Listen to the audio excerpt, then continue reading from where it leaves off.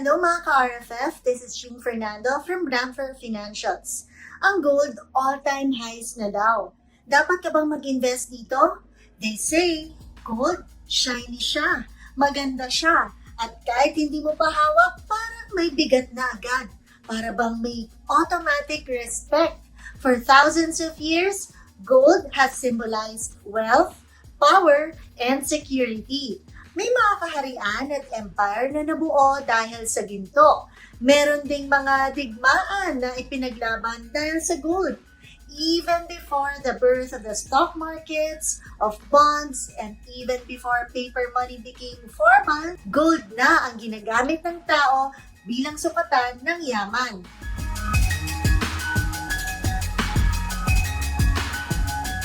At kahit gaano na ka-modern ang mundo natin ngayon, fast forward to 2026, bumabalik pa rin ang usapan tungkol sa gold. Gold and even silver are hitting all-time highs. Kapag may balita tungkol sa inflation, sa war, sa currency issues, or global uncertainty, parang automatic may headline na din tungkol sa gold. So, natural lang na itanong ng marami, dapat ba ako mag-invest sa gold? Let me start this with the right framing, guys. Ito po ay hindi hype video, ha? Hindi rin po ito takutan. Hindi rin ito all-in ka na ngayon. This is a calm, honest conversation about gold. Kung ano talaga siya, saan siya nakakatulong, at saan siya madalas hindi naiintindihan. Pero bakit nga ba laging bumabalik ang gold sa usapan? Gold is one of the oldest forms of investment in recorded history. Tinanggap ito across borders, cultures, at generations. Kahit magkakaiba-iba ang wika, sistema o gobyerno, naiintindihan po ng lahat ang value ng gold. Hanggang ngayon, maraming central banks ang may gold reserves. Isang paalala na kahit modern na ang mga financial systems, ay may tiwala pa rin talaga sa gold as an asset. Pero mahalagang linawin din agad ito. Hindi po porket matagal na siyang valuable, ay automatic best investment na din siya today. So, why is gold considered an investment, store of value, at safe haven pa? Madalas mong marinig ang gold na tinatawag na store of value. In simple terms, ibig sabihin lamang nito ay over long periods of time, gold has tended to preserve purchasing power. Pero ang value or performance nito ay hindi po siya straight line na pataas lamang, ha? May volatility din po ang ginto. But historically, hindi siya basta-basta nawawalan po ng halaga unlike other currencies or assets. Isa sa mga dahilan nito ay simple. Finite kasi ang gold. Hindi mo siya pwedeng i-print basta-basta. Hindi mo siya pwedeng paramihin overnight. Kaya, kapag may inflation, currency depreciation, or pagkawala ng tiwala sa financial systems, ay maraming investors ang lumilipat sa gold. Ang dahilan ay hindi po para yumaman sila agad, kundi para proteksyonan ang value ng mga pera nila. Gold is also often called a safe haven, pero kailangan rin po natin itong intindihin pa ng mas tama. Safe haven does not mean laging tumataas lang ang presyo nito. Ang ibig pong sabihin nito ay iba ang galaw niya kumpara sa stocks at sa bonds, lalo na po sa panahon ng mga krisis. Kapag bumabagsak ang confidence sa markets, minsan mas nag-hold ang gold, minsan umaangat, habang bumababa naman ang riskier assets. So, kung mag-i-invest ka sa gold, malinaw din dapat ito sa isip mo that gold is more about protection and balance rather than aggressive growth lamang. So now, let's talk about yung pinakamalaking misconception naman, which is gold jewelry bilang investment. Dito na tayo sa pinaka-sensitibong bahagi, lalo na sa Filipino context. Ilang beses mo na bang narinig ito? Okay lang yan, may gold jewelry naman ako. Good investment ang gold. Let us just clarify this, ha. Hindi po mali ang bumili ng gold jewelry. Pero madalas mali ang expectation natin dito. Gold jewelry is often confused as an investment because may gold content nga siya. Totoo yan. Pero ang tanong ay hindi kung may ginto nga ba siya. Ang tanong ay paano siya binibili at paano rin siya binibenta. Kapag bumili ka ng gold jewelry, hindi ka lang nagbabayad para sa gold. Nagbabayad ka rin para sa design niya, sa craftsmanship, sa brand, sa retail markup, store overhead at minsan may emotional value pa. Lahat po ng yon ay kasama sa presyong binabayaran natin. Pero kapag oras na para ibenta ang jewelry, biglang nagbabago na ang usapan. Ang buyer, pawn shop man, gold trader, or jewelry buyer ay kadalasan ay hindi na interesado sa design o sa brand. What they look for now ay ang purity at ang timbang ng gold. Ibig pong sabihin, binibili ka base sa raw gold value at hindi sa presyong binayaran mo noong una. This is the reason why many people get disappointed. And it is not because may nanloko sa iyo or may nang-scam sa inyo. Kung hindi, dahil ganito po talaga gumagana ang market. There is this also another misconception na tumataas ang gold price over time. So okay lang kahit jewelry pa ang hawak mo. Ang problema po rito ay ang initial markup.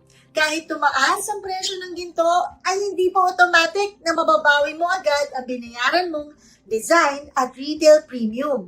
And of course, let us also not forget liquidity. Ang jewelry ay hindi kasing daling i-liquidate kumpara sa bullion, coins, or ETFs. Kapag kailangan mo ng cash agad, madalas ikaw ang nasa weaker negotiating position pa. Gold jewelry has cultural value. May sentimental value pa ito at may emotional value din. At okay lang yon. Pero kung investing naman ang pag-uusapan, ay mas tamang tignan ito bilang consumption asset at hindi optimized investment vehicle.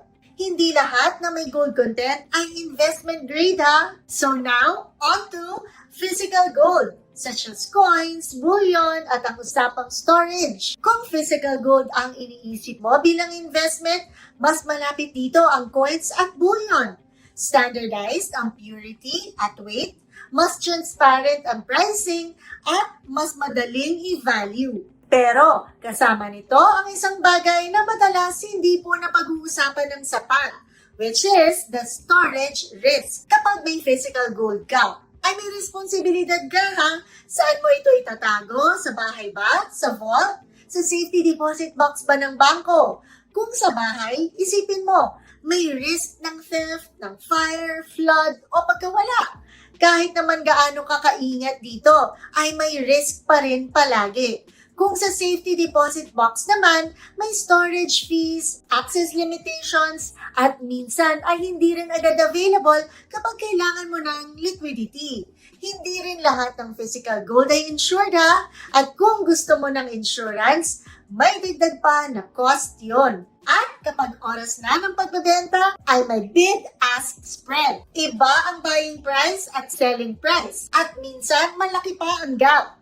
So habang simpleng tignan ang physical gold, may operational at practical issues na dapat handa ka ding tanggapin.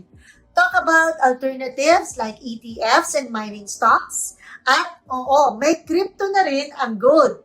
Dahil sa storage issues nga, maraming investors now ang mas pinipili ang non-physical exposure. One option is gold ETFs katulad na lamang ng SPDR Gold Shares. Traded siya like a stock, walang storage concerns at madaling i-buy and sell. Another option is gold mining stocks.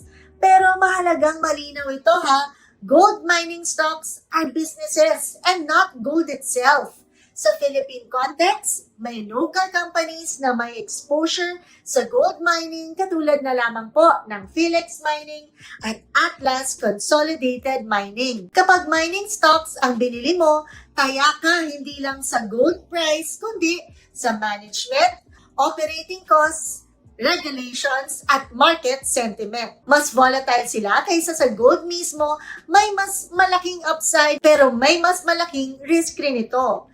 At ngayon, may isa pang option na madalas ikinagugulat po ng iba. Alam niyo ba na may crypto na rin ng gold? Yes, ito ay tinatawag na gold-backed crypto. Ito ay digital tokens na may physical gold backing, usually stored in vaults. Isang example po nito ay Pax Gold and Tether Gold. The idea is simple. One token represents a fixed amount of gold, pero nasa digital form siya like cryptocurrency. Convenient ito, portable, at walang home storage. Pero hindi rin po ito magic ha. May additional risks rin po ito. Like for example, platform risk, custodian risk, regulatory risk, at crypto infrastructure risk. So, ito ay another tool, hindi kapalit po ng physical gold. And now, let's talk about the risks naman. Bakit hindi safe ang gold sa lahat ng sitwasyon? Let's be very clear on this. Gold is not risk-free ha. Wala pong income ang gold, wala siyang dividends, at wala rin pong interest. Kung hindi gumagalaw ang presyo nito, ay hindi rin po lumalago ang pera ninyo. May mga panahon din na nag-underperform ang gold kumpara po sa stocks for many years. May opportunity cost din po ito. Ang perang nilagay mo sa gold ay perang hindi napunta sa productive assets katulad na lamang po ng mga negosyo, innovation, at infrastructure, mga bagay na historically nag-drive ng long-term wealth. So, uulitin natin ha, gold is a tool and not a guarantee. And the right way to think about gold is, it should not stand alone. Hindi siya kapalit po ng stocks or ng bonds or ng mga managed funds katulad ng UITFs or mutual funds. Complement po siya at hindi replacement. A healthy portfolio usually has assets that grow, assets that generate income, and assets that help manage risk.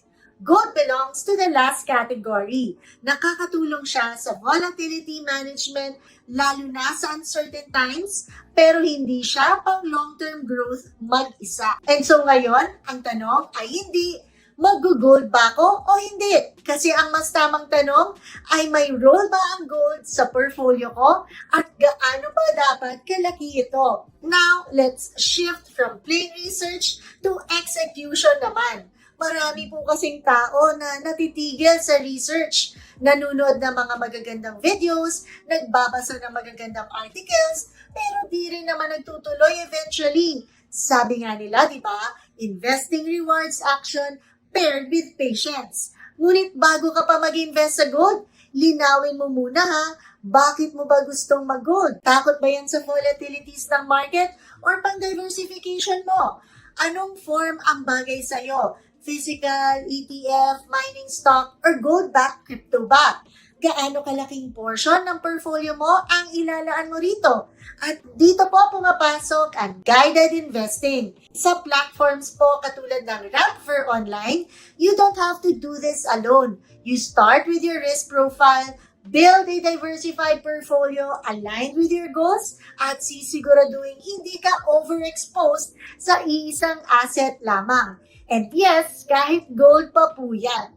At kung gusto niyo naman po ng mas may personal touch at mas may nakakausap kayo from time to time na mga eksperto, you can always message Rapver Financials and we will provide you with licensed, experienced financial advisors who can guide you every step of the way. So, should you invest in gold? Take note that gold can make sense kung malinaw ang role niya sa portfolio mo.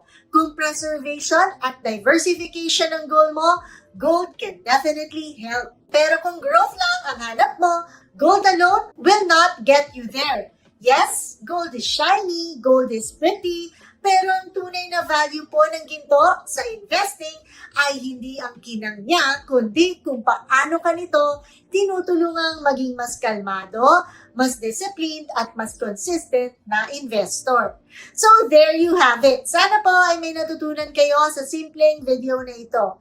If you have friends or relatives who might be interested in these kinds of contents, we hope you can also share this video with them.